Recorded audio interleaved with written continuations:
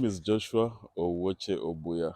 I hail from Siaya County in Kenya, and I'm a student at the UAH, University of Alabama in Huntsville, pursuing a Master's of Science, Management Science in Business Analytics. This is my second semester. I came here in the fall. That was in August 3rd to be precise, of 2022. Been here the first semester, I was until December, and now it is the second semester.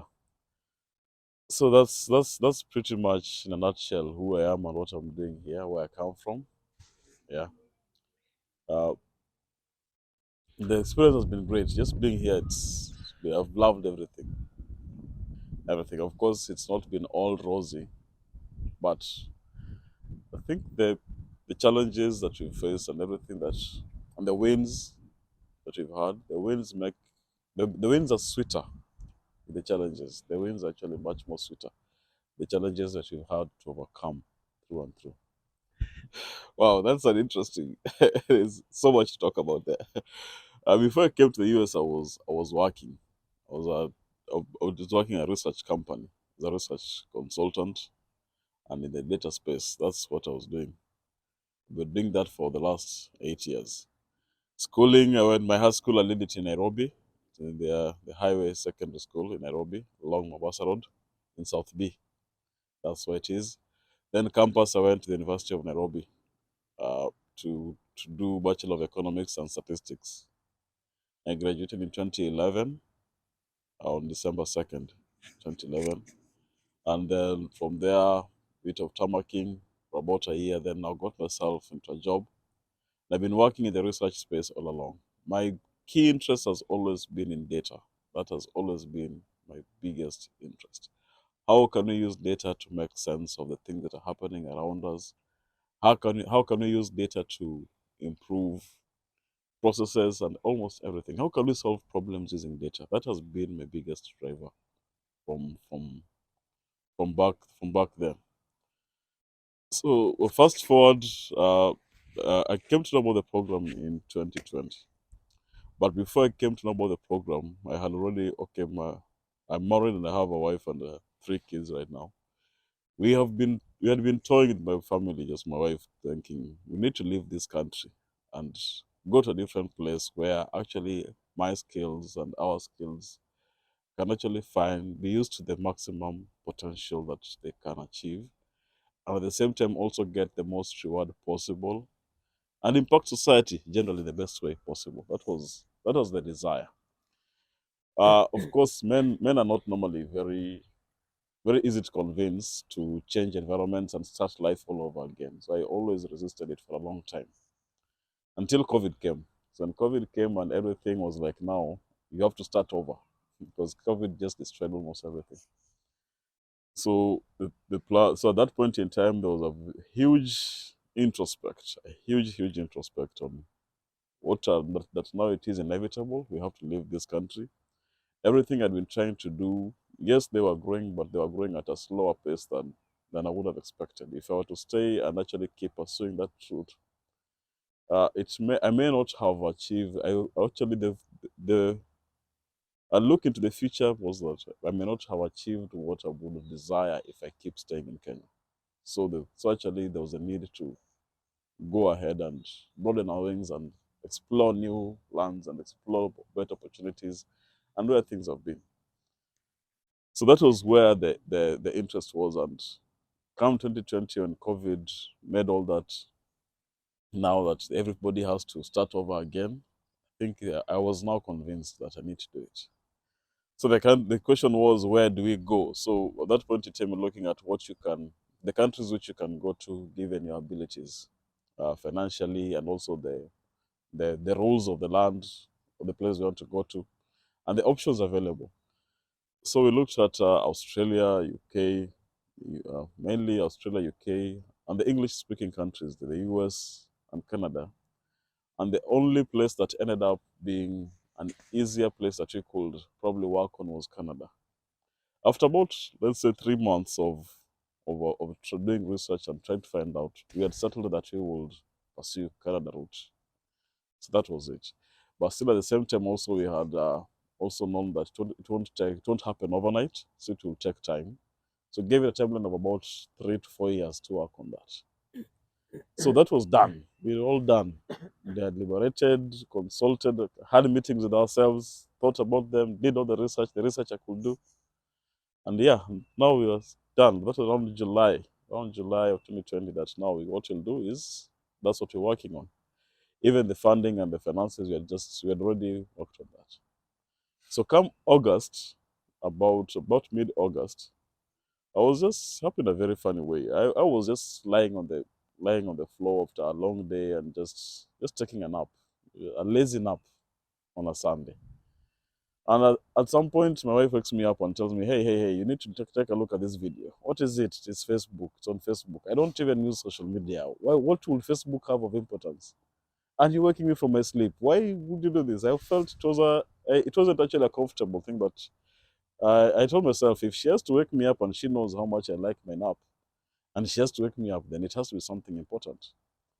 So she shows me this video. She shows me the video of Bob talking that, hey, Kenya, hey, you're a smart Kenyan and you want to study in the US. And I was like, yes, of course I'm smart. She knew I was smart, and studying actually would be something which goes easy on me. So Bob says that if you're smart, then go and check out this website. At that point in time, it was a Masters for Smart Kenyans.com. So I went. I knew that Facebook ads do disappear. So if you don't get the address, the URL right, you may not get to see it again. So after seeing that, I had to pause the video, take a pen and paper, wrote it down, and then told her, okay, thank you for this. I think I'll look at it when I wake up. So I went back to my nap. I didn't look at it until the following day, when now I sat down and sat on my laptop and now started digging deeper. That's when I came to discover about the Kenya Health program. So this program's discovery wasn't my doing; it was my wife's doing. So, but yeah, I'm really grateful that she bumped across it. At least one of us got to do it, and she saw that that was a good thing.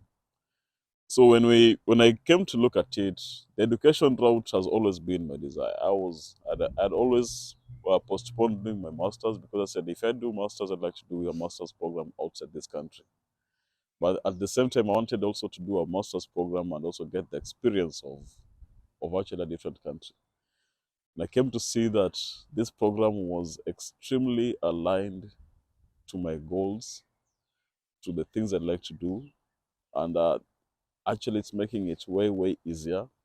And the time frame of me getting to actually leaving the country, Kenya, was actually now becoming shorter than what we had planned for.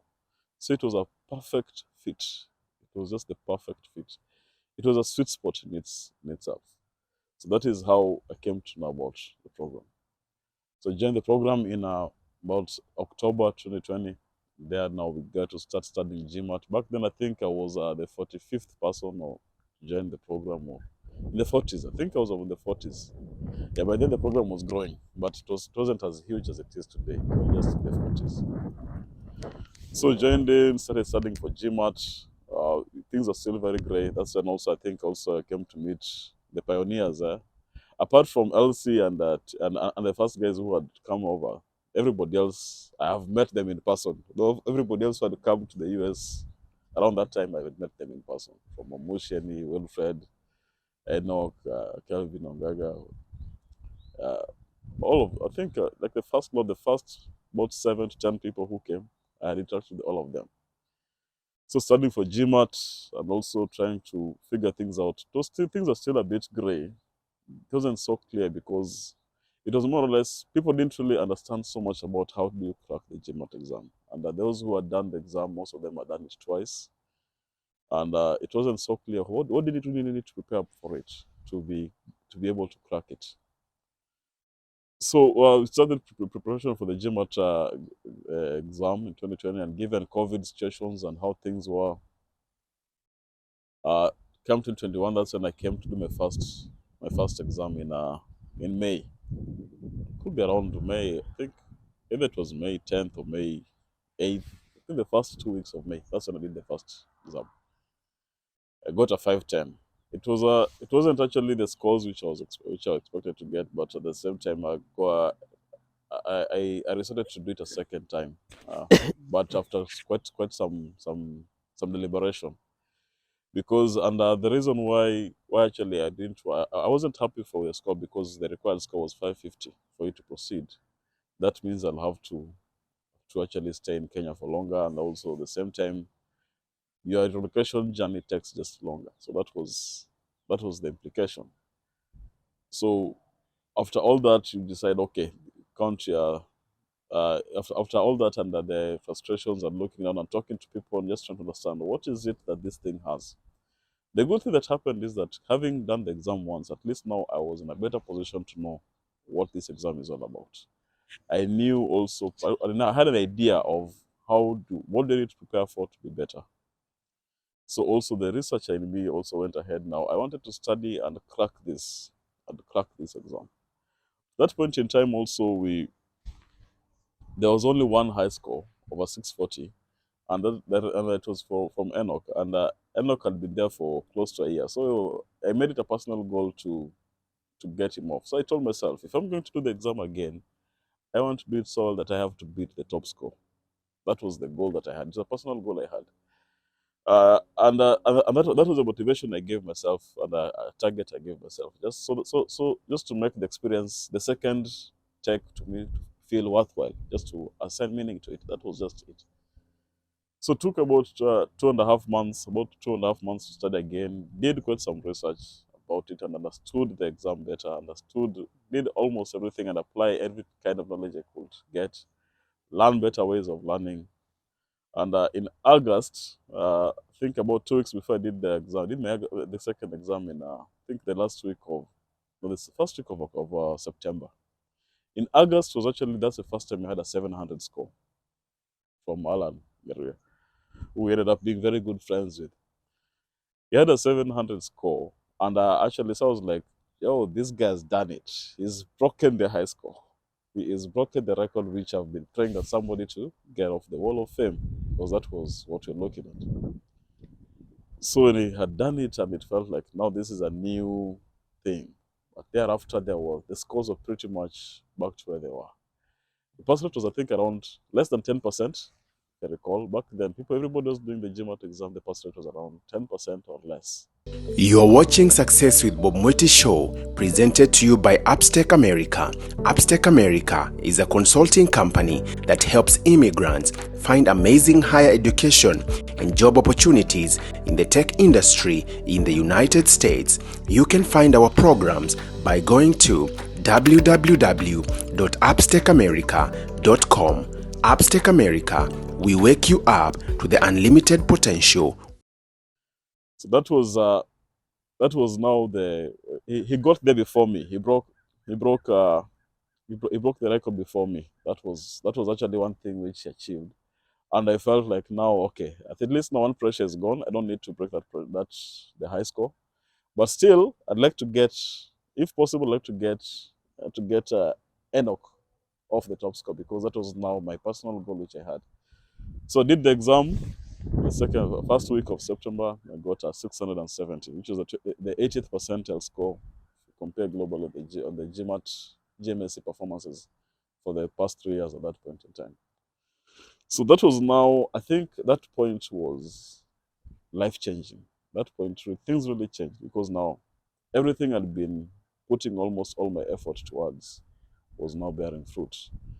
So now, and now things are now I was now free to pursue every other thing. I went back now, could now focus on my work. But then at this point in time also, the relocation journey now starts. Start applying to schools, start pursuing also on the applying for schools, student loans, trying to see if I can get GAs. I got my first GA, because actually I got the admission for the spring 2022, yeah, which was in January, starting January at the UAH. My admissions were, I think mainly the main focus at that point in time was just UAH. I didn't have other desires. GVSU was there too. GVSU was there too, but did I get admission today? I don't recall. It's hard for me to remember, because it was at that point in time. But I only remember getting confirmation from UAH and being happy about it. And Wilfred being at UAH at that point in time, and also the possibilities of getting a scholarship.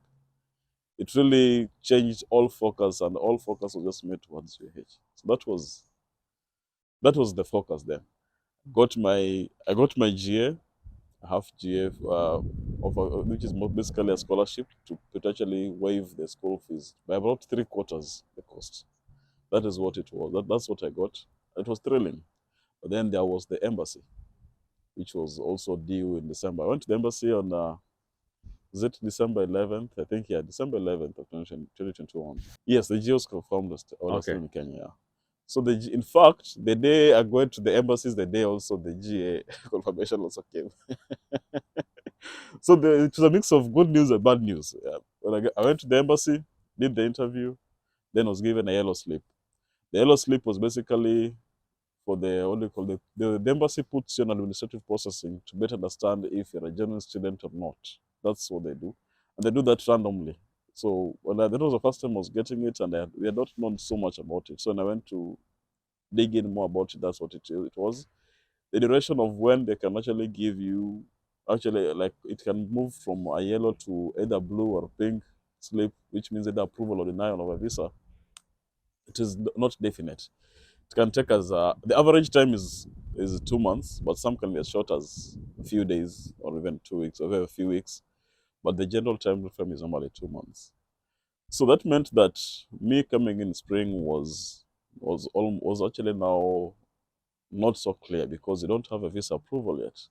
It is December 11th. We're holding hopes that at least we can travel before the end of December. So uh, once actually as the days went by and nothing is coming forth after doing everything on our end, the last date of reporting to school was January 18th. So come that point in time, I could not report to school. I had now to defer my admission to fall. To first of all to summer, which was in May, deferring it to May, and then that's what I did. And after doing that, that's when I got my visa approval because I first deferred, and once you defer, get a new I-20. A few days later, the embassy sends me an email asking for an updated I-20 and also my passports. I send them to the embassy, and then I got my visa approval on the 26th of January. That is when I got my approval. Yeah, it felt like everything that I had been working. It was a huge win. At this point in time, there were milestones after milestones coming in a very short time frames, and there was also so much deliberation on what do you do next. One thing that happened during this period, somebody may wonder how actually that fared with it. It was a small group of us who had yellow slips, and we were more or less close. It was a bit tough because that means that the goals you had to be postponed. But at the same time, I felt it was a blessing in disguise because I wasn't ready to leave my family then. I don't think I was prepared to leave them at that point in time. And I think it could have been tougher. There are things I wanted to put in place just to make their stay back home better as I come over. For me to have the peace of mind. I wouldn't have had the peace of mind if I could have come in the spring. So after deferring it to summer, felt like it's also too soon. So let's defer it.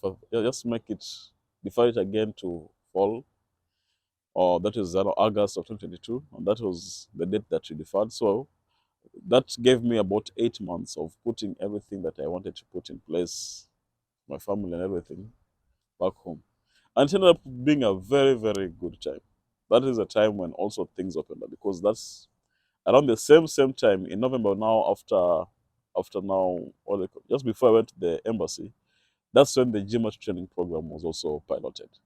And Alan and I were the guys who were approached by Bob and DMK to see if we can put up a program for this. So given us all the materials which you are using, that's what we converted because the goal was, you guys have done well. Is it possible to also share this knowledge with others so that now we can improve the pass rate? Because that is also a program's goal. If you have good pass rates, then also we can present that. Because actually the GMAT is a graduate management admissions test. It just shows how much level of IQ you have in a business course. So in a graduate's business course in the US. So depending on how well you do, it actually gives a global standardized measure of how well you would fare in a business course. And it is important for actually the airlift program one, and also the same time also for the schools. For the ELIF program, it shows that this is somebody who actually has put in the effort and is a good candidate that we can invest in our money through in the form of a loan to finance his relocation expenses. At the same time, also the lenders also look at that, and it really counts a lot. So the goal was we're having very few students who are passing the exams. Can we actually have a program which you can be able to improve the scores? So we sat together with Alan and did the first structure, the first more or less like gather the materials we used and a training program and put it in place. Started the first lot in November 2021, which now carried through the following year. So it was a matter. It was actually an area of learning and growing, which and over time it has really grown. It has really grown. And the reason why we say it has grown is that at least now we can say the top score which I was targeting to beat. I'm not the only person who beat it, but so many people. In fact, we've replicated our scores. We now and currently our highest score is 710, which is a 90th percentile in the global performance scales. We have so many. In fact, 600s back then. I think a year ago, a score of above 600 was good, but nowadays a score of above 650 is better. Yeah, we don't say it's but it's better. It's more appealing. It's more appealing to many people, and it's something which is good. On top of that, also those who are passing the exams also have increased. The pass rate I think has increased over time because we've learned that. So those are now things which you can. That's how I got to work with the Kenya Left program. So we do train on the we do train on the GMAT. We help students just to demystify and shorten the study period. If you look at it, many of us actually, many people do take time, especially for us who didn't have guidance. It took like 8 months to be able to crack it. But given the training program, people are cracking it in as short as 3 months and or 5 months. Because now you just guide them. This is what happens, and this is what you need to know. This is how yourself assess yourself. So that has been it. So come that is now how what I've been doing all through the training program, and been doing. I think also it grew to from just having it because it normally takes 8 weeks. So we used to have intakes in every 2 months, but over time now through those also who also did well and passed, also we managed to engage them, and now we have intakes every other month. So it has become part and parcel of the program, especially for the regular side. It's actually nowadays mandatory. That's where I've been involved in a lot. So, fast forward America, August. Yeah, the That US. was the journey now, yeah. So that was so come August, I think I was prepared psychologically or mentally to come, but the ground beats you different. The ground hits you different. Everything you planned when the rubber meets the road, there could be a variation in how the experience is. So we came to the US. About a group of 14 of us came in that August of 2022.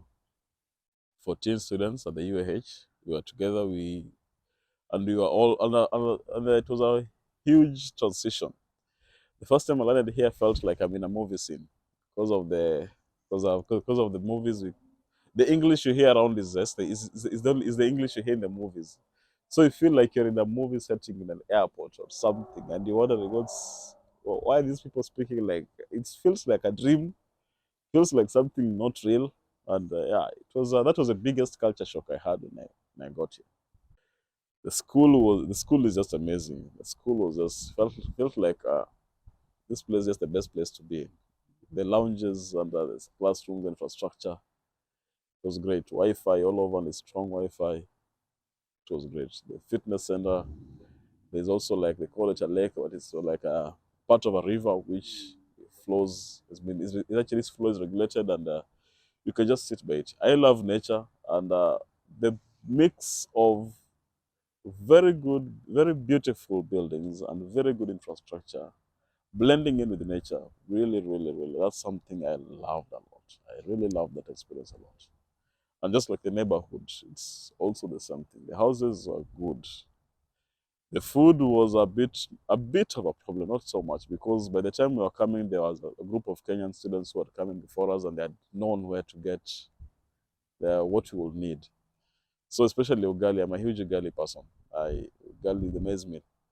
I don't think I can go about 3 days without taking ugali. I'd feel like I'm making a mistake. So we go to find ugali, and with ugali, I'm good. Everything else can take care of themselves. Yeah. Veggies was a huge problem as well, and there's some adjustments have had to be made around the same. So a bit of changes and adjustments, but not really of what we are used to from back home. Yeah.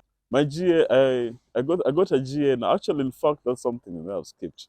Because when my GA was approved and I had to cancel, the first time it was approved in 2021 after, when I had to defer my admission, I had now to also give up the chance I had. The first GA I got was given up, and the second GA I got was, I think, it was confirmed around June or July of 2022, before just the semester began.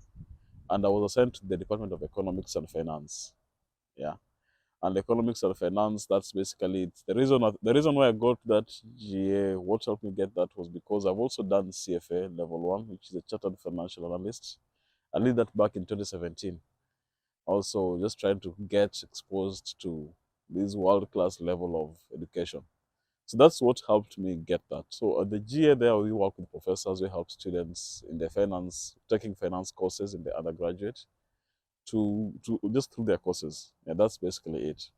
So we do assist either also in grading the assignments, viewing them out, proctoring exams, and also proctoring exams, which is pretty much invigilating exams, and also scoring the same. Because as much as yes, you have technology, the exam format in this place is also different. Some of them they use the scantrons. Scantrons are just like the KCSE papers, bubbles where you shade bubbles where you cross the letters across in the papers. There's that. Then there are those which have to be written down. So, like if actually given like a financial equation, the equations that you may have. There's an equation to show workings and the likes. So that's what I do a lot. I do lots of grading of the students' knowledge of financial concepts and valuation and time value of money. That's what I do a lot in the department. Yeah.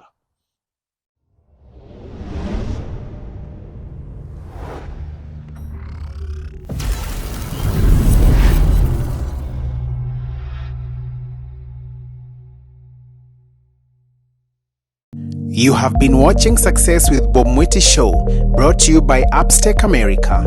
Come back again next time to learn concepts, tools, strategies, and resources on the path of becoming a successful immigrant in USA through real-life experiences. Be sure to subscribe to Bob Mwiti channel on YouTube and also follow him on Facebook, Instagram, Twitter, and LinkedIn.